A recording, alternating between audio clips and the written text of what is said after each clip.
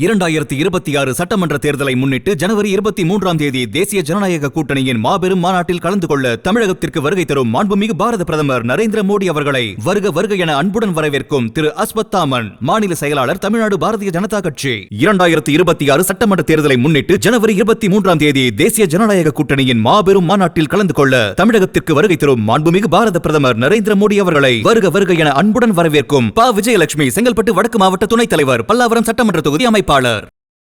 வருகின்ற 2026 சட்டமன்ற தேர்தலில் அணில் கட்சியுடைய தலைவர் அஜய் அவர்கள் கண்டிப்பாக முதலமைச்சராக ஆவார்.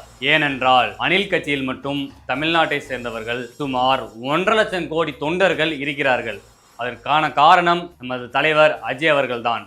அதனால் 2026 வெற்றி வாகை சூட போகும் நமது தலைவர் அஜய் அவர்கள்.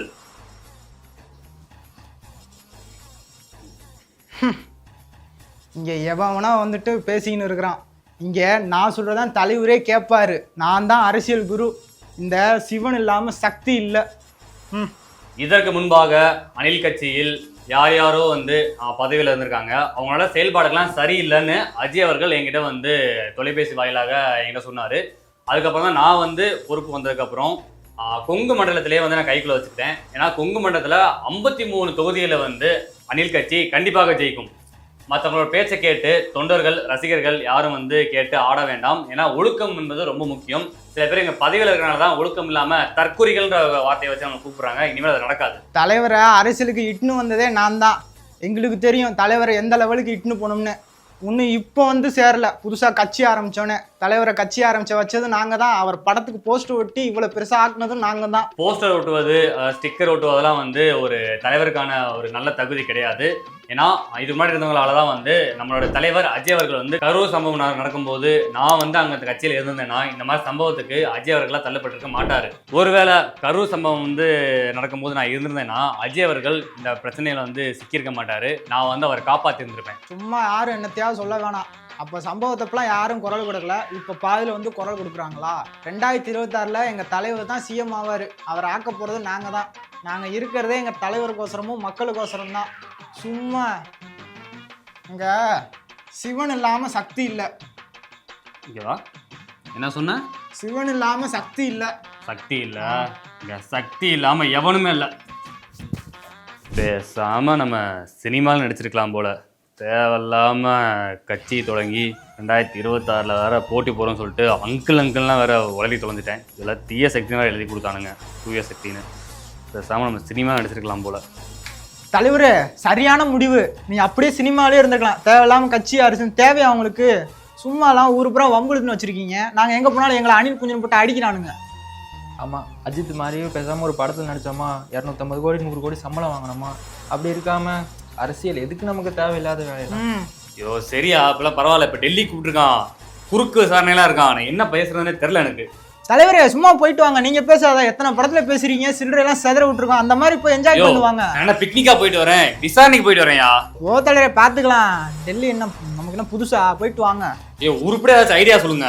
ஒன்றும் இல்லை தலைவரே, நானும் கூட வரேன். சரி, கூட நான் சொல்ல நீ செஞ்சிருங்க. அங்க போய் பேசிருங்க. நீ என்ன சொல்லுவ? நான் காதை தொட்டா சிமுகான்னு சொல்லிருங்க. சரி. நெத்திய தொட்டா நெஞ்சில் பாலாஜின்றங்க. மூக்க தொட்டா சின்னவருன்றங்க. வாயை தொட்டனா அப்பான்றங்க. அவ்வளவுதான், கதை முடிஞ்சு. ஒர்க் அவுட் ஆகுமா? சூப்பரா ஒர்க் அவுட் ஆகும். இதுதான் தலைவரை ஒரே ரூட்டு. பிடிச்சிட்டு எரா ஃப்ளைட்டா? வாங்க போவோம். நான் தான்ப்பா அவங்கள இன்வெஸ்டிகேட் பண்ண வந்திருக்கிறேன். CBI officer. போயிடலாமா? போயிடலாம் சார். உங்கள் பேர் என்ன? தமிழ்நாட்டில் என் பேர் என்னன்னு கேட்குற முதல் ஆள் நீங்கள் தான். தம்பி, இது தமிழ்நாடு இல்லைப்பா, டெல்லி. பதில் சொல்லு. அந்த ஏரியா, இந்த ஏரியா, அந்த இடம், இந்த இடம், ஆள் ஏரியாலையும் ஐயா கில்லிங்க. இதெல்லாம் நான் உன்னை இங்கே கேட்குறது கூப்பிடல. இன்வெஸ்டிகேட் பண்ணால் கேட்ட கேள்விக்கு பதில் சொல்லு. Okay sir. உங்கள் பேர் என்ன? என் பேர் அஜய். கரூரில் 41 பேர் செத்து போயிருக்காங்க. இது காரணம் என்ன? நீங்கள் என்ன நினைக்கிறீங்க? காரணம் திமுக. திமுகவா? என்னப்பா இப்படி சொல்கிற? ஆமாம் சார். காரணம் என்னன்னு கேட்டால் கொஞ்சம் பெருசாக சொல்லணும்னா ஒரு வார்த்தையில் சொல்கிறேன் சார். நான் ஒன்லைனில் சார் ஆன்சர் பண்ணுவேன். திமிரா பேசக்கூடாதுப்பா. சிபிஐக்கு வந்துருக்காரு. சொன்ன டைம் கேம்பா நீ போகலாங்க. அது காரணம் நெஞ்சில் பாலாஜி சார். நெஞ்சில் பாலாஜியா? உங்களுக்கு யார் மேலே சந்தேகம் இருக்கா?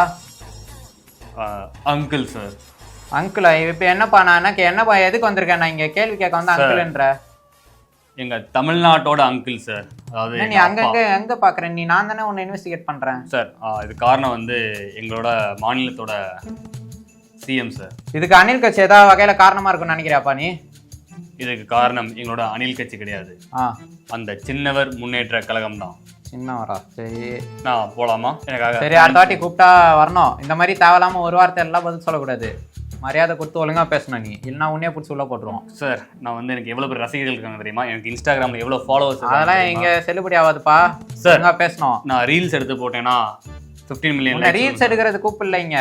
கேட்ட கேள்விக்கு பதில் சொல்ல சொன்னா ரீல்ஸ் எடுப்பேன்ற. நீ எவ்வளவு பெரிய ஆளா இருந்தா எனக்கு என்ன? ஓகே சார், வரட்டா? சரி போப்பா டைம் வேஸ்ட் பண்ணாத. நியூஸ் டிவி நேயர்கள் அனைவருக்கும் வணக்கம். இன்னைக்கு நம்ம நிகழ்ச்சிக்கு வந்து பார்த்தீங்கன்னா 2 முக்கியமான தலைவர்கள் வந்திருக்காங்க. இந்த பக்கம் வந்து ஊபி கணேசன் அவர்கள் வந்திருக்காங்க, இந்த பக்கம் நடிகர் நக்கி அவர்கள் வந்திருக்காங்க. நாளுக்கு நாள் இளைய கட்சியில வந்து ஆட்களோட எண்ணிக்கை அதிகமாயிட்டு இருக்கு. அதை பத்தி தான் இன்னைக்கு நாம பேச போறோம். வணக்கம் சார். வணக்கம். உங்களது முதல் கட்ட கருத்து என்ன சார்? அதாங்க சொல்றேன், 2026 தேர்தலில் அந்த திமுக கட்சிக்காரங்க படு தோல்வி இழுக்க போறாங்க. இதுக்கான காரணம் வந்து என்ன நான் சொல்றேன்னா, இந்த நாளுக்கு நாள் அந்த தாமரை கூட்டணி இருக்குல்ல, வலுவடைஞ்சிட்டே போயிருக்கு. இவங்களோட கூட்டணியை பாருங்க, ஒன்னத்தையும் காணோம். ஏங்க நாங்க இப்படிதாங்க இருப்போம். கடைசி நேரத்துல ஆட்சி நாங்க தாங்க அமைப்போம். எங்களை பத்தி தெரியாதா உங்களுக்கு?